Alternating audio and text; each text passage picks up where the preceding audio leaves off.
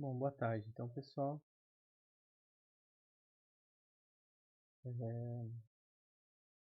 por algum motivo minha câmera não está ligando aqui, mas vocês estão me ouvindo bem, né? Só o que não está rolando é compartilhamento de tela, a princípio, né? Deixa eu ver se funciona. Vamos aí. Então eu vou fazer o seguinte, eu vou tentar compartilhar minha tela toda para a gente fazer o teste para ver se dessa vez funciona, tá? Para a gente começar então a nossa aula. Eu vou deixar a câmera desligada só para por causa da internet, tá?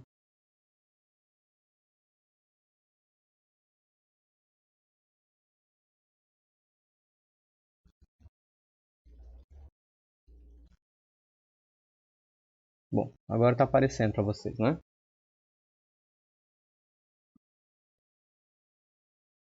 Espero que essa mensagem tenha sido um sim.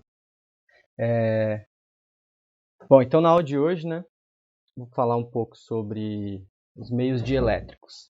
Não sei se vocês viram, mas eu já deixei a atividade no Moodle, então tem atividadezinha para vocês fazerem. O prazo para entrega é de 2 semanas, tá? Vocês podem fazer em grupo de até 3 pessoas.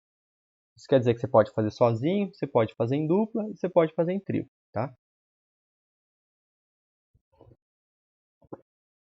Então, sobre meios dielétricos, a gente vai falar um pouco na aula de hoje sobre dar uma ideia de quais são os materiais que são os dielétricos, né? O que é a constante dielétrica, que é o que caracteriza esses materiais.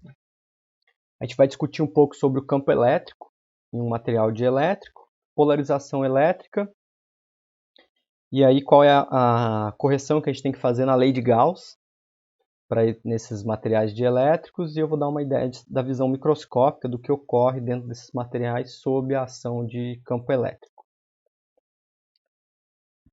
Bom, então os materiais dielétricos, eles são o que nós chamamos dos isolantes, né? Então o material ele é isolante quando o campo elétrico em seu interior não gera corrente elétrica. Então sempre que você tiver um material e você aplica uma diferença de potencial nele ou aplica um campo elétrico, né? São análogos, né? Tem um campo elétrico, uma diferença de potencial. Nesse material não aparece corrente elétrica. A gente vai ver na aula que vem então sobre resistência elétrica e corrente elétrica, mas a princípio essa é a ideia. Os materiais que não são dielétricos são os condutores, né? Os condutores, quando você aplica uma diferença de potencial neles, há o surgimento então de corrente elétrica nesses materiais. Nos materiais dielétricos, né, os isolantes, não aparece corrente elétrica quando você aplica.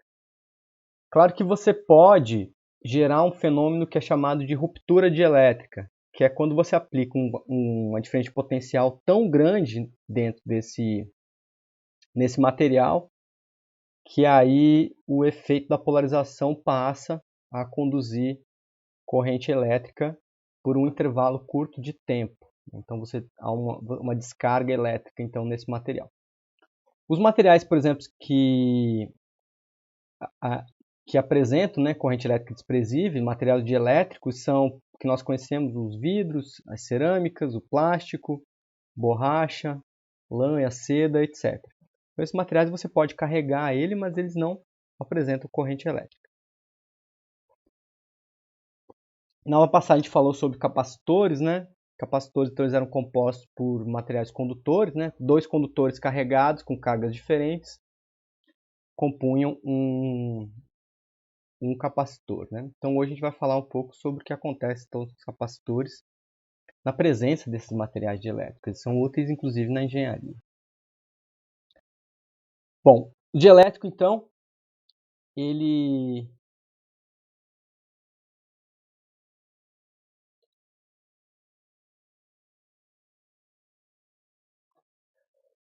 dielétrico é quando o material isolante são submetidos a um campo elétrico externo. O campo no seu interior é menor que o campo aplicado. Então, o que acontece é que quando a gente aplica, né, um campo elétrico no material dielétrico, não aparece corrente elétrica lá dentro. E além disso, o campo dentro do material ele vai ser diminuído. Você vai ter menos campo dentro do material do que você tem fora dele. Né? Aqui a gente pode olhar um modelinho para a gente discutir o que acontece nesses casos. Né? A gente vai usar um modelo em que o material dielétrico, então eu tenho aqui um material todo, esse material ele é formado por esferas condutoras, é assim que eu vou considerar o meu material. Isso aqui é um modelo clássico, né? Para descrever, porque eu não estou levando em consideração nenhum efeito de mecânica quântica ou nenhum efeito de distribuição de cargas. Eu estou só assumindo que as moléculas que compõem esse material dielétrico são pequenas esferas condutoras.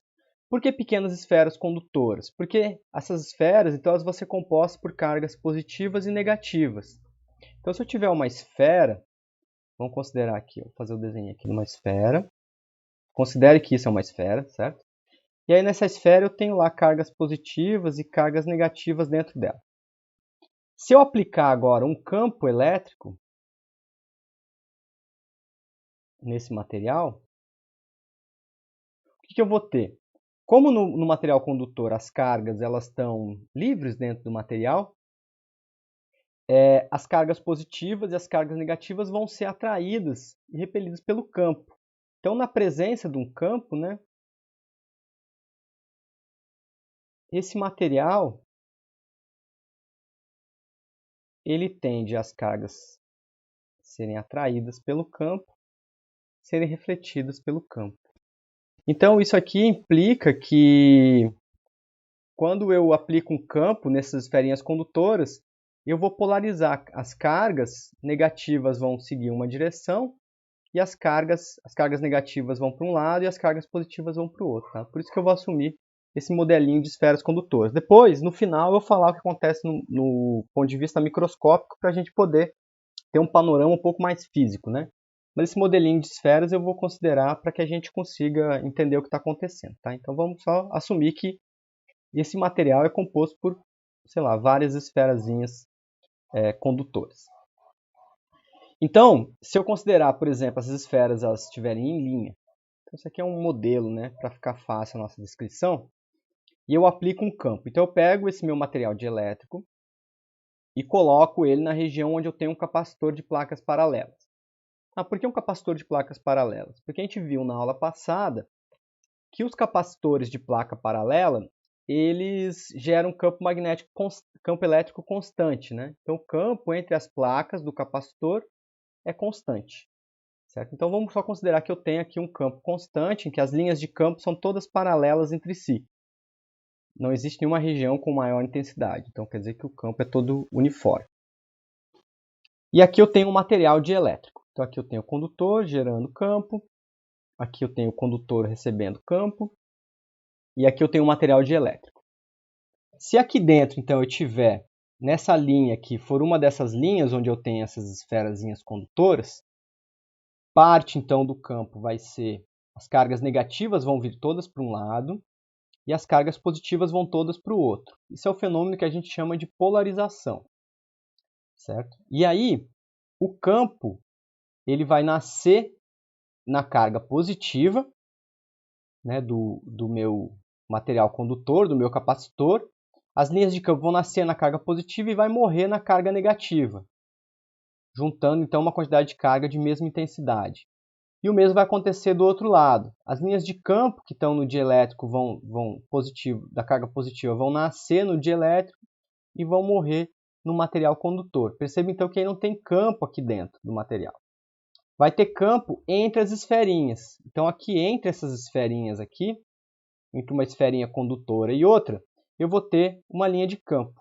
Então se eu olhar agora para o material dielétrico, eu vejo que tem menos linhas de campo dentro do material do que eu tinha linhas de campo fora do material, certo? Isso então é uma implicação do fato desse material ser dielétrico, ok? Então ele está composto por várias carguinhas lá, várias bolinhas que estão fixas, e essas bolinhas então vão polarizar o material dielétrico, fazendo com que diminua a quantidade de campo elétrico dentro do material. E esse campo é diminuído por causa dessa polarização, nesses dipolozinhos aqui. Eu formo dipolozinhos entre o condutor e o material dielétrico. Certo? Então, essas carguinhas que ficam aqui na superfície do material dielétrico aqui são chamadas de cargas de polarização. Então, eu polarizo o material, porque eu criei dipolos, né? Eu criei o meu material, agora se eu olhar para ele de fora, eu vou ver que na verdade ele é um grande dipolo, né? Um dipolo gigante lá, com uma face dele toda positiva e uma outra face dele toda negativa, né? Então, esse material ele vai ser polarizado. Isso acontece porque eu estou polarizando, né, as esferinhas condutoras que estão aqui dentro. Então isso acontece porque, pela lei de Gauss, né, o fluxo do campo está relacionado com a carga inserida na superfície. A carga líquida dentro do dielétrico vai diminuir. O campo diminui, então a densidade de carga dentro do dielétrico também diminui. De carga efetiva. Né? Então, como eu falei, né, efeito da polarização, as cargas negativas são induzidas para uma superfície e as cargas positivas são induzidas para outra, formando então o que a gente chama, né, de um dipolo. A gente viu então há 2 aulas atrás o conceito de dipolo. Os dielétricos então eles são empregados na fabricação de capacitores, tá? Porque como o campo dentro do dielétrico diminui, isso faz com que a diferença de potencial dentro do dielétrico também diminua. Se o campo diminui, a diferença de potencial diminui, isso implica que a capacitância tem que aumentar. Certo? Então, o potencial diminuindo aqui na divisão da capacitância faz com que a capacitância aumente. Certo? Então, tem um fator aqui de capacitância, eu chamei de C', que é a nova capacitância, a capacitância do capacitor agora com um dielétrico. E a gente coloca uma constante K, que é chamada de constante dielétrica. A constante dielétrica, então, ela é a grandeza que caracteriza o material dielétrico. Né? Então, quão dielétrico é um material, isso é determinado por essa constante. E essa constante, ela assume valores maiores ou iguais a 1. Certo? Então, esse é o valor da constante dielétrica. O valor de K igual a 1 é o valor do vácuo, né? Que é quando eu não tenho dielétrico nenhum. Então, para o vácuo, K vale 1 e a capacitância, então, é a capacitância dos capacitores que a gente estudou na aula passada.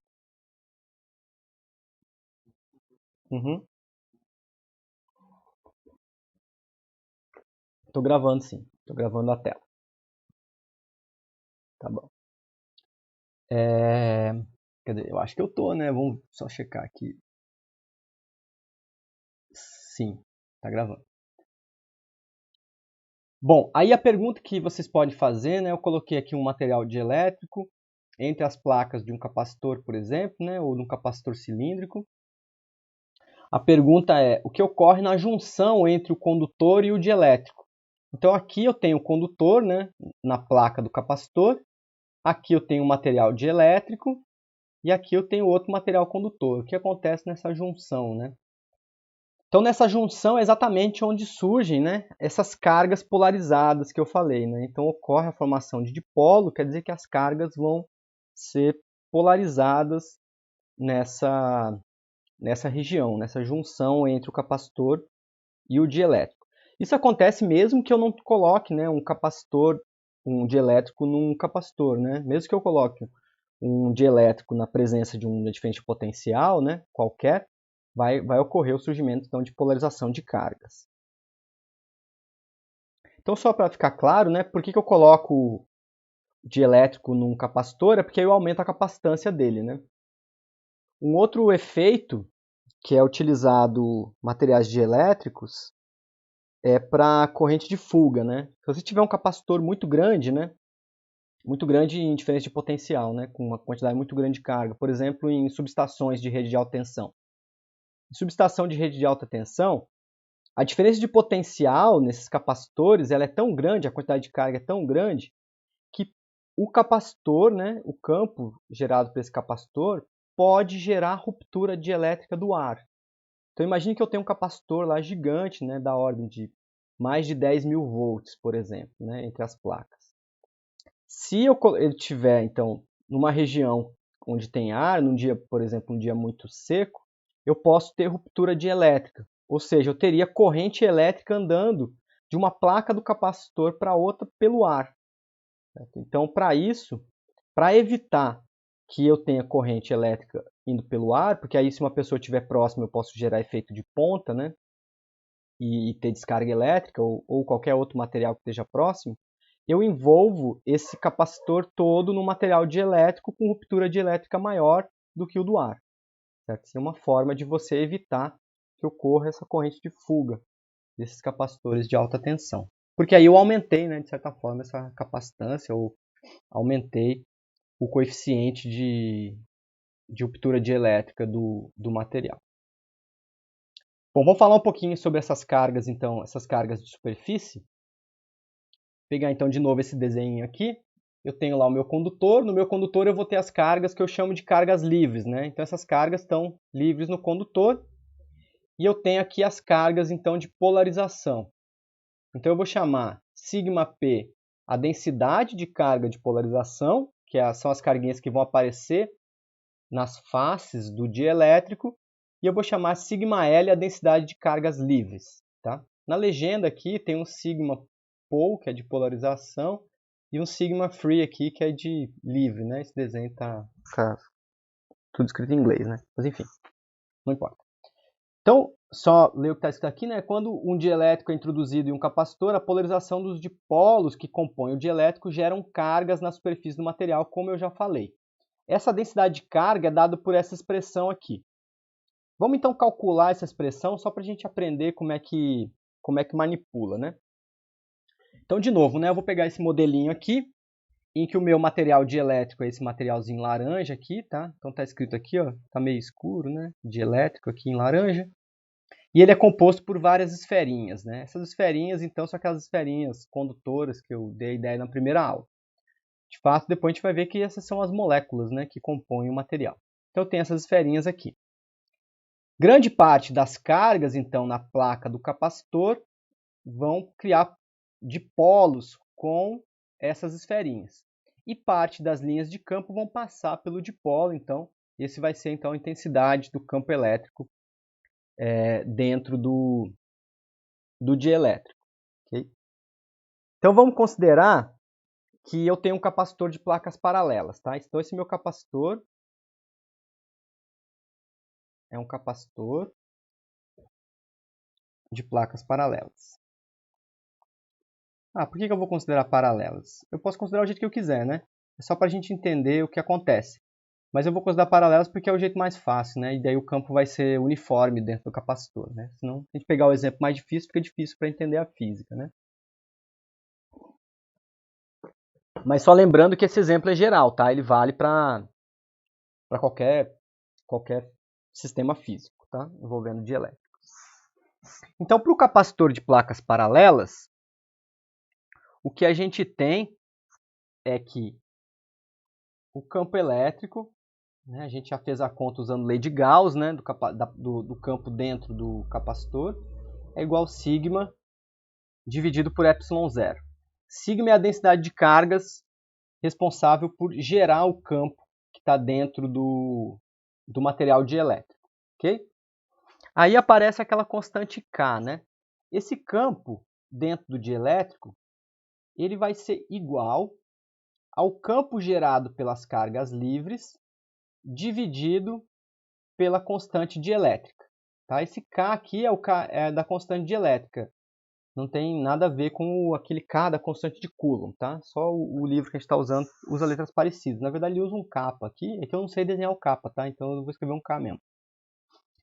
Como a capacitância ela é proporcional, né? A capacitância do novo capacitor ela é proporcional à constante dielétrica vezes a capacitância antiga, então o campo elétrico dentro vai ter que ser inversamente proporcional, né? Porque a capacitância é definida como sendo, né, a carga dividido pela diferença de potencial. Então a diferença de potencial é proporcional ao campo, sendo a capacitância inversamente proporcional à diferença de potencial, então o campo dentro vai ser o campo gerado pelo capacitor, então eu estou chamando o campo gerado pelas cargas livres, que é esse campo de todas essas linhazinhas azuis que estão aqui fora, dividido pela constante dielétrica. Então a constante dielétrica vai ser o fator de redução do campo, ela que determina quanto o campo reduz dentro do material dielétrico, certo? Então, sabendo que o campo gerado pelo capacitor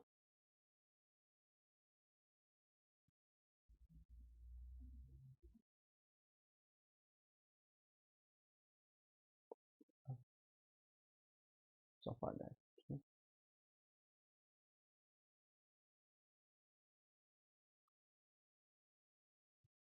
Que o campo gerado pelo capacitor EL vai ser as cargas livres dividido por ε0. Então, as cargas livres dividido por ε0 vão ser esse campo aqui, certo? Esse campo de todas essas linhas de campo azul aqui. Então, eu posso substituir esse EL nessa expressão de cima. Então, eu tenho que o sigma das cargas responsável por gerar o campo dividido por ε0 vai ser igual o sigma das cargas livres dividido por K vezes ε0. Como ε0 é diferente de zero, né?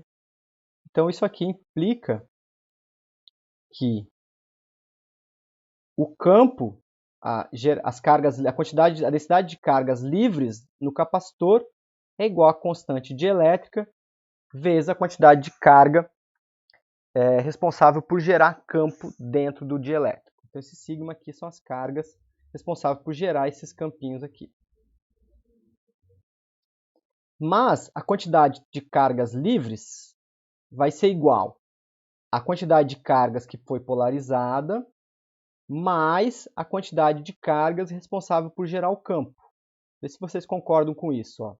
Sigma L, que é a quantidade de carga total, é a quantidade de carga que polarizou mais a quantidade de carga responsável por gerar o campo dentro do dielétrico. Então, por fim, a gente consegue estimar quanto vale essas cargas polarizadas, né? Quanto de carga que polarizou.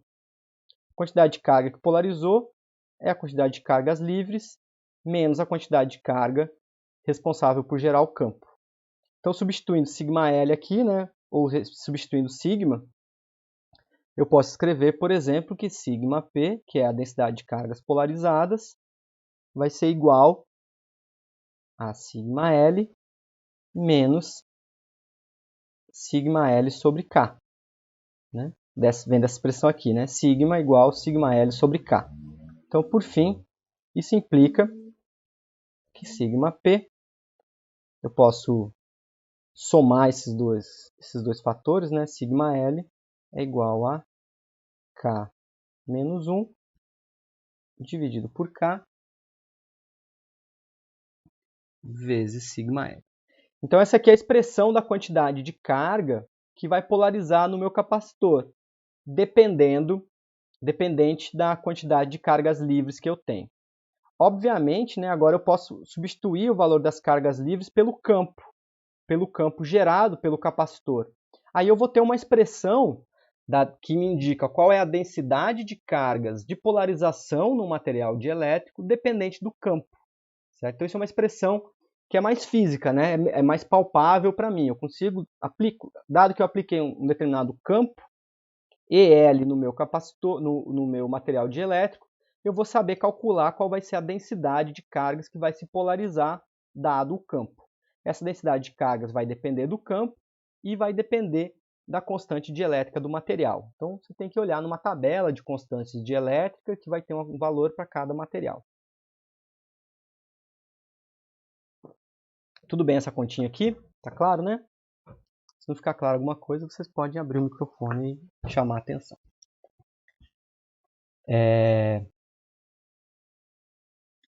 Bom, dado então que eu tenho uma densidade de carga na superfície do material dielétrico, eu posso definir uma grandeza, né? Então, se eu tenho uma densidade de carga polarizada, eu vou ter que, se eu olhar para a face de cima desse material e a face de baixo do material, eu vou ver uma quantidade de cargas polarizadas, né? Eu vou formar um dipolinho, né? Com cargas menos em cima e carga mais embaixo. Então, eu vou definir uma grandeza que é chamada de polarização elétrica.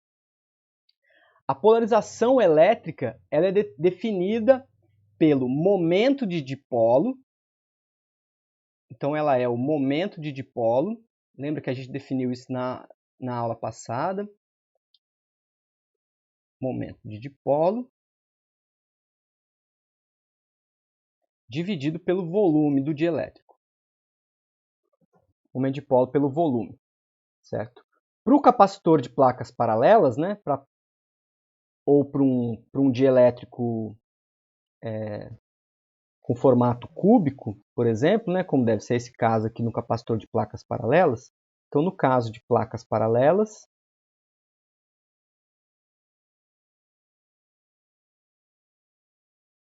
o módulo de P é igual à densidade de cargas de polarização, certo? Então, vê se você consegue entender essa expressão aqui.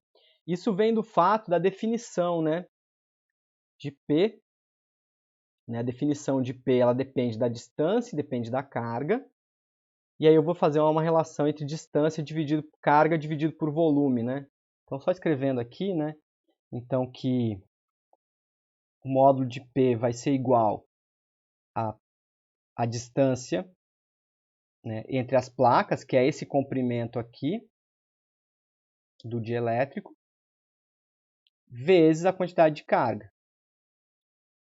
Isso aqui dividido pelo volume. Mas o volume desse material todo, ele vai ser igual à área da face, né, que é igual à área da placa. Então, vamos assumir que aqui eu tenho uma área a distância, vezes a área, né? Vai ser esse comprimento vezes a área dessa face. Isso vai dar o volume, né? Então, isso vai ser igual a carga dividido pela área, que é simplesmente a densidade de carga, né? De polarização. Onde esse Q aqui é a carga que está polarizada. Certo? Então, para um capacitor de placas paralelas, por exemplo, a polarização é simplesmente a densidade de cargas polarizadas, né? Que a gente calculou anteriormente.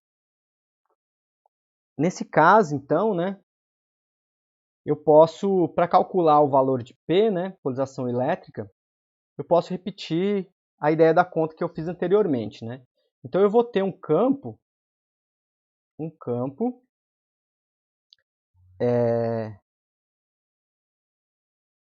de polarização, né? Um campo gerado pelas essas cargas polarizadas. Opa.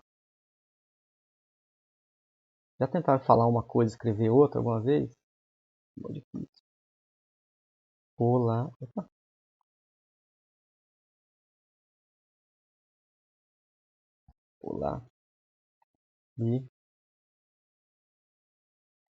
Polarização, eu vou chamar de E de P, onde E de P vai ser simplesmente o momento dividido por ε0, né?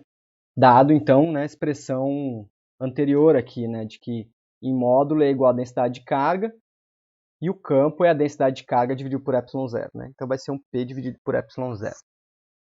O campo total gerado pelo capacitor,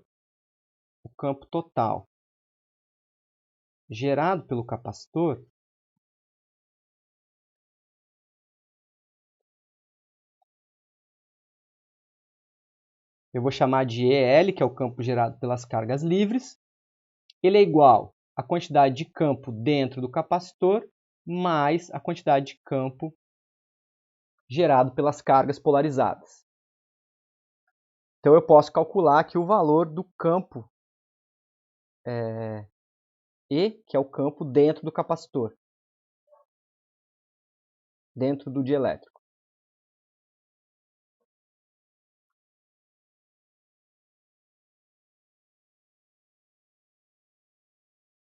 O campo dentro do dielétrico vai ser, então, E de L menos E de P, onde E de P é determinado pelo vetor de polarização,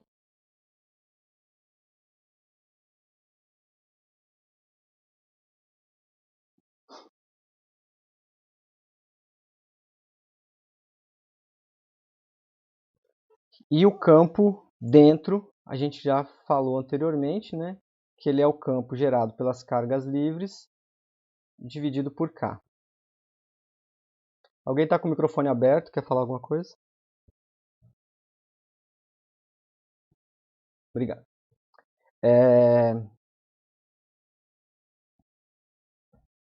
Então, por fim, eu posso isolar o valor de P aqui, né?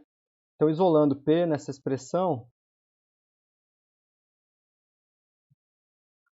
então eu encontro uma relação vetorial entre a polarização e os campos, né? Vai ser ε0, de novo, né? A conta parecida com a conta que eu fiz antes, só que agora para uma grandeza polarizada. E eu também posso usar, então, o fato de que E sobre L dividido por K, EL dividido por K é igual ao campo dentro, escrever a polarização em função do campo dentro do material. Então, esse aqui é o campo gerado pelo capacitor e esse aqui é o campo dentro do material dielétrico. Então, a função polarização depende disso. Então, nos exercícios tem lá, então, exercícios para vocês calcularem essa polarização e a densidade de carga polarizada, né, para outro tipo de sistema físico. Bom, dado então que eu tenho um campo dentro do material dielétrico, eu consigo associar uma lei de Gauss, né, um fluxo desse campo dentro do material dielétrico. Então, o fluxo dentro desse campo é determinado pelo que a gente chama de lei de Gauss em um dielétrico. A lei de Gauss em um dielétrico ela vai ser exatamente análoga à lei de Gauss que a gente viu, né? Onde QL é a quantidade de cargas livres dentro da superfície gaussiana, E é o campo dentro do dielétrico, então esse aqui é o campo dentro do dielétrico,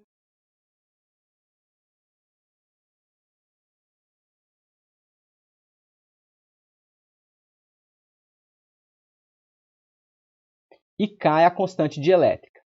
K vezes E, como a gente já viu, né, ele é o campo gerado pelas cargas livres.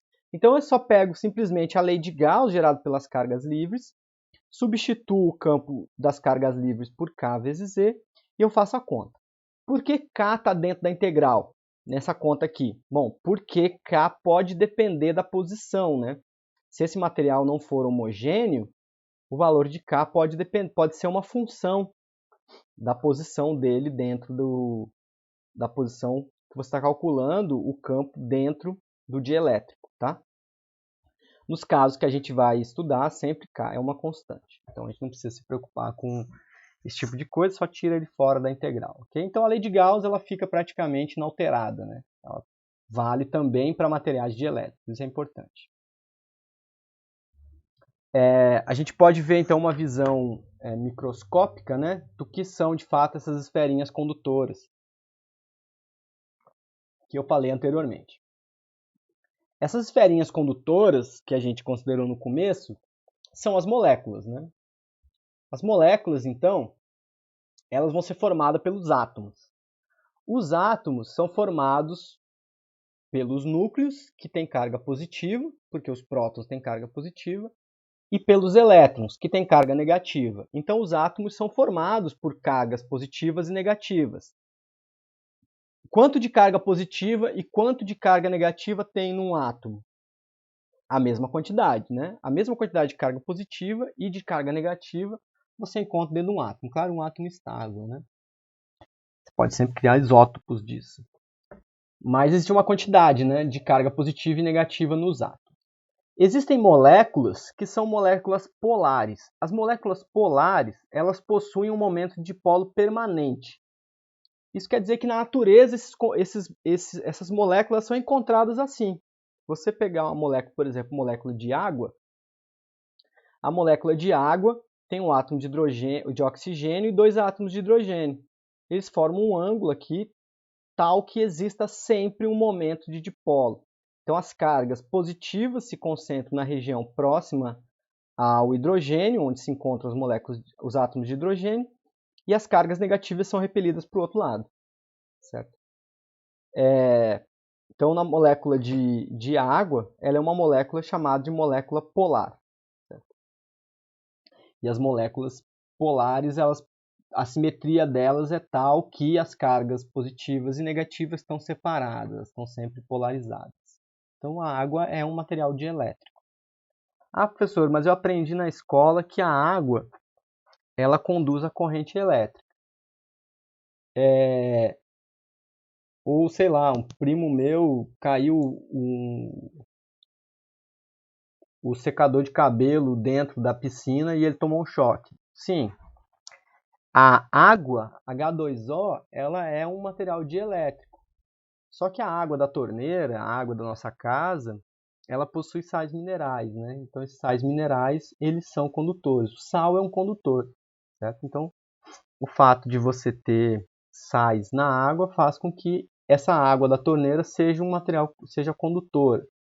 Mas a molécula de H2O, ela é uma molécula polar, ela é uma molécula de elétrico. Se você conseguir produzir água, né, pura, só formada por H2O, aí você vai ter um material dielétrico. E existem também as moléculas que são chamadas de apolares. Moléculas apolares, por exemplo, gordura, óleo, gasolina, metano, benzeno, O2, oxigênio 2, são apolares. Isso quer dizer que elas têm uma simetria esférica, de forma que as cargas elas se distribuem igualmente. Então eu consigo escrever algo que a gente chamaria de um análogo ao centro de massas, um centro de distribuição de cargas, certo? Então eu tenho uma quantidade de carga negativa no núcleo desses átomos. A forma como os átomos se arranjam é de forma que as cargas dos núcleos estejam simetricamente distribuídas e as cargas dos elétrons fiquem também simetricamente distribuídas. E aí o momento de polo dessas moléculas vai ser igual a zero. Certo? Então as cargas positivas ficam no núcleo, né, como se fosse no centro de cargas, ficam no núcleo, e o centro de cargas negativas também fica no centro dessa simetria esfera. Então é como se você tivesse uma distribuição de cargas negativas perfeita. E elas possuem um momento de polo igual a zero, certo? Então essas são as moléculas apolares. Os polímeros, de modo geral, são apolares. Né? E os compostos orgânicos, né? De modo geral. Bom, agora o que acontece? Então essas moléculas elas são polares ou apolares naturalmente, né? Isso a natureza faz elas desse jeito.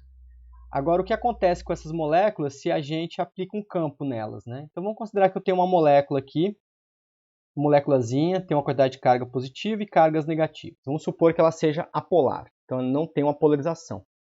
Se eu aplicar um campo, por exemplo, da direita para a esquerda, a carga positiva ela é muito pesada. O núcleo dos átomos que compõem a molécula é muito pesado. Então, a não ser que seja um campo muito grande, ele não vai mudar muito a orientação dele ou a localização dele. Só que a eletrosfera, os elétrons que estão em torno do núcleo, eles são muito leves. E aí esses elétrons, sim, vão ser atraídos pela direção da onde vem o campo. Então o campo está vindo da direita para a esquerda, os elétrons vão ser atraídos. É como se a eletrosfera, então essa nuvem de elétronzinhos que se encontra próximo do núcleo, fosse atraído pelo campo, orientado pelo campo. Surgindo então aqui um momento de dipolo. Um momento de dipolo, né? Tem uma distância agora entre esse centro de cargas. Então é como se as cargas positivas ficassem paradinhas lá e as cargas negativas, só escrevi a letra errada aqui.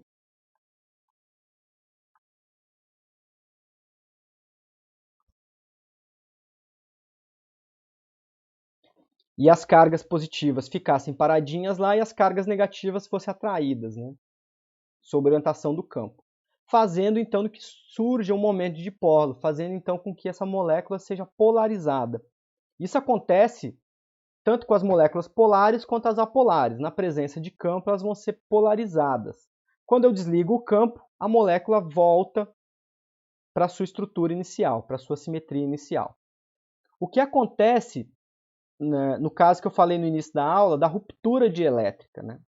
Então, quando há ruptura dielétrica, se eu aplico um campo elétrico muito intenso, então a força elétrica recebida por essa carga negativa aqui, ela é proporcional à carga e proporcional ao campo, não é? Então, a força sobre essa carga, ela é igual, então, a Q vezes Z, né? Então, ela vai ter uma força puxando ele para cá que depende do campo. Então, vamos supor que eu comece a aumentar a intensidade desse campo. Eu aumento a intensidade desse campo, aí eu vou aumentando o valor dessa força. Quanto maior for a força sobre essa carga, maior vai ser a distância entre a carga positiva e a carga negativa. Então, é como se você pegasse um pedacinho de elástico e você fosse esticando ele.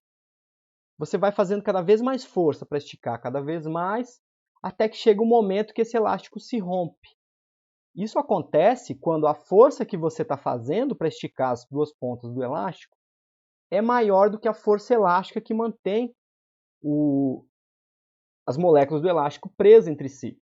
Então, quando a força elétrica sobre as cargas for maior do que a força elétrica entre a carga positiva e a carga negativa, então essa molécula vai se romper. As cargas negativas vão seguir para uma direção e as cargas positivas vão seguir para outra. E aí a gente vai ver um arco, né? Vai ver um arco voltaico, né? Como se fosse um raio caindo do céu, por exemplo, né? E então esse sinal luminoso é indicação das cargas saindo com velocidade muito grande, né? Ionizando o ar que está em torno da região onde ele se movimenta, certo? Então isso é como acontece a ruptura dielétrica que eu falei no início da aula, para a gente ter uma ideia. Bom, então voltando para a polarização, né? Então é a polarização das moléculas que faz com que surja diferentes polos nas superfícies do material. Então nós temos aqui também o exemplo 5.2 e 5.3 do livro, que eu vou resolver e vou subir no Moodle para vocês. Vou resolver esses exemplos aqui, que vai ajudar na resolução dos exercícios. Nós temos então exercícios que tem essa mesma ideia desse exemplo.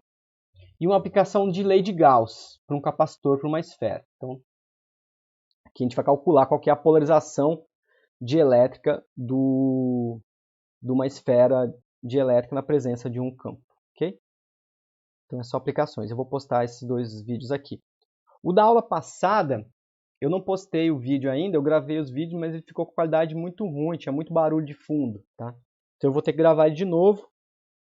E aí eu vou postar junto, então, já para você estudar o capacitor e estudar já o capacitor com o dielétrico também.